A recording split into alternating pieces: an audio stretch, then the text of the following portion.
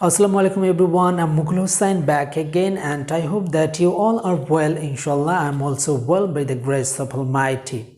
Yes বন্ধুরা, আজকে আমরা শিখতে চলেছি বেসিক স্পোকেন ইংলিশে কিছু গুরুত্বপূর্ণ বাক্য তৈরি করা যা আমাদের ডে টু ডে লাইফে প্রতিটি মুহূর্তে কাজে লাগে।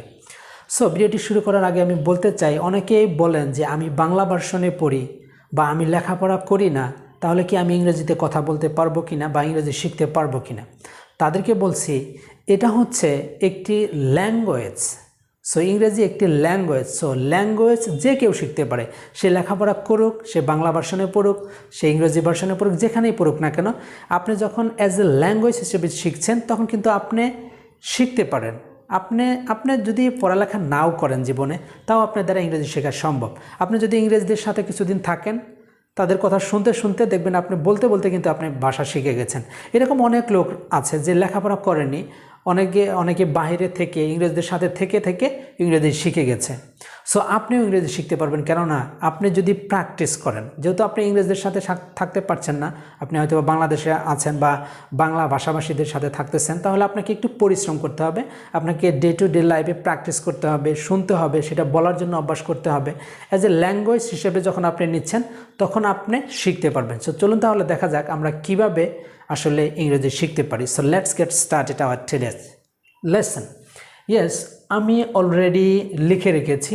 সো আমরা কিভাবে প্র্যাকটিস করলে স্পোকেন ইংলিশটাকে দ্রুত শিখতে পারি সেটা আমি শেখানোর জন্য চেষ্টা করছি। ওকে, আজকে আমরা শিখতে চলেছি is the time when, is the day when, is the year when. So এগুলো কোন সিচুয়েশনে আমরা ব্যবহার করি এটা একটু জেনে নেই। ধরুন আমরা যদি এ ধরনের কথা বলতে চাই যে সকাল 7টা এমন একটি সময় যখন আমি মর্নিং ওয়ার্কে যাই, বা সকাল 9টা এমন একটি সময় যখন আমি অফিসে যাই, স্কুলে যাই, ইউনিভার্সিটিতে যাই, কাজে যাই ইত্যাদি। অথবা আমরা বলতে পারি 2010 সাল এমন একটি সাল যে সালে আমি বেড়াতে গিয়েছিলাম, যে সালে আমি জন্মগ্রহণ করেছিলাম, যে সালে একটি গুরুত্বপূর্ণ কাজ করেছিলাম, বলতে পারি না? অথবা বলতে পারি যে শুক্রবার এমন একটি দিন যেই দিন আমি কি করি, বাসায় থাকি, বা যেই দিন আমার ছুটির দিন বা হলিডে ইত্যাদি কিন্তু বলতে পারি। এই ধরনের বাক্য যদি আমরা প্রকাশ করতে চাই তখনই আমাদের এই ব্যবহারটি লাগবে, is the time when, is the day when, is the year when, right? So well, okay, আমরা সম্পূর্ণ প্রসেসটি একটি এক্সাম্পলের মাধ্যমে শিখব। সো প্রত্যেকটির জন্য আমি আলাদা আলাদা করে এক্সাম্পল দিয়েছি যাতে করে আমরা প্রপারলি বুঝতে পারি এবং আজকে থেকে আমরা এভাবে প্র্যাকটিস করতে পারি। Okay, let's have a look some example so that we can understand properly. Okay, আমি আগে প্রথমটি দিয়ে এক্সাম্পল দিচ্ছি, is the time when. So আমি ভিডিওর শেষে এটির স্ট্রাকচারটা লিখে দিব, কখন কিভাবে ব্যবহার করবেন। সো আগে আমরা প্র্যাকটিস করে নিই। ওকে, 7 AM is the time when, সকাল 7টা বা 7টা এমন একটি সময় যখন I go two office, school, university ইত্যাদি বলতে পারি। তাহলে সকাল 7টা এমন একটি সময় যখন আমি অফিসে যাই বা স্কুলে যাই। অথবা আমরা এটাও বলতে পারি সকাল 7টা এমন একটি সময় যখন সে স্কুলে যায়। তাহলে সে ইংরেজি কি? হি যখন দেবে তখন গো আর হবে না, he goes to office, school, university ইত্যাদি। অথবা আমরা এটাও বলতে পারি 7 AM is the time when, তারপর আমরা কি দিব, আমরা যেটা করি। যেমন আমি মর্নিং ওয়ার্কে যাই, আই গো মর্নিং ওয়ার্ক, আমি সকালে হাঁটার জন্য যাই। সো ইত্যাদি ওয়ার্ড কিন্তু ব্যবহার করতে পারেন। এখানে আপনি টাইমটা চেঞ্জ করে দেন, চেঞ্জ করে আপনি অন্যটা বলে দেন। ধরেন এখানে দিলেন 9 AM is the time when I go to office, অথবা অন্য কিছু বলতে পারেন। জাস্ট আমি বোঝালাম, আপনি এভাবে সেন্টেন্স মেকিং করবেন। এখন কিন্তু আপনি একাধিক সেন্টেন্স মেকিং করতে পারেন। Okay, next example, 4 PM is the time when, 4টা অর্থাৎ বিকাল 4টা এমন একটি সময় যখন উই গো টু প্লে, আমরা খেলতে যাই। অথবা আমরা বলতে পারি we go to play ground, আমরা মাঠে যাই ইত্যাদি বলতে পারেন। অথবা 4টা বা আপনি একটু টাইম বাড়ায় দিলেন, আপনি এটাও বলতে পারেন যে বিকাল 5টা বা সন্ধ্যা 7টা, যেটাই হোক না কেন, এমন একটি সময় যখন আমি অফিস থেকে ফিরে আসি বা ওই সময় আমি এই কাজটা করি, আপনি বলতে পারেন। জাস্ট আমি প্রসেসটা দেখাচ্ছি। তাহলে কি, 4 PM is the time when we go to play, 4টা এমন একটি সময়, বিকাল 4টা এমন একটি সময় আমরা খেলতে যাই। ওকে, তাহলে আমরা বুঝে গিয়েছি ইজ দ্য টাইম হোয়েন দিয়ে। এবার আমরা শিখবো is the day when. Day when কখন বোঝাবো? ওই দিন বোঝাতে। যেমন Saturday is the day when I stay at home, শনিবার এমন একটি দিন যেদিন আমি বাসায় থাকি, হতে পারে না? অথবা শনিবার এমন একটি দিন যেদিন সপ্তাহটা শুরু হয়, আমরা বলতে পারি না? হ্যাঁ, Saturday is the day when the week starts, সপ্তাহটা শুরু হয়, ঠিক আছে না? সো অনেক কিছু কিন্তু বলতে পারি। Saturday is the day when I go to market, শনিবার এমন একটি দিন যেদিন আমি মার্কেটে যাই, হতে পারে না? Of course. So well, another example আমরা দেখি এই ইজ দ্য ডে ওয়েন দিয়ে।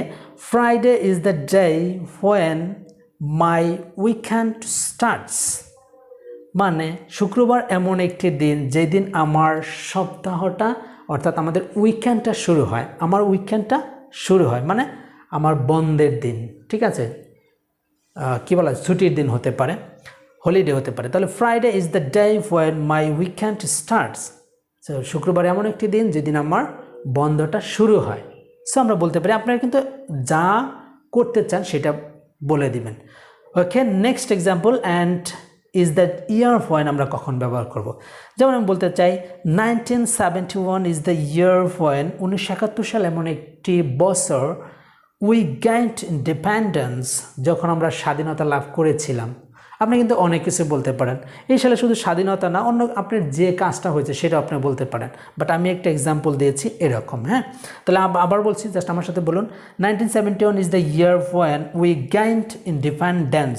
সো এখানে একটা বিষয় খেয়াল করা দরকার, এখানে গেইনড দিয়েছি আমি। সো গেইনড কেন হলো আমি তো বলেছি, স্ট্রাকচার লিখে দেবো একটু পরে। Okay, so 1971 is the year when we gained independence, আমরা স্বাধীনতা লাভ করেছিলাম 1971 সালে, অর্থাৎ 1971 সালে এমন একটি বছর যেই বছরে আমরা স্বাধীনতা লাভ করেছিলাম।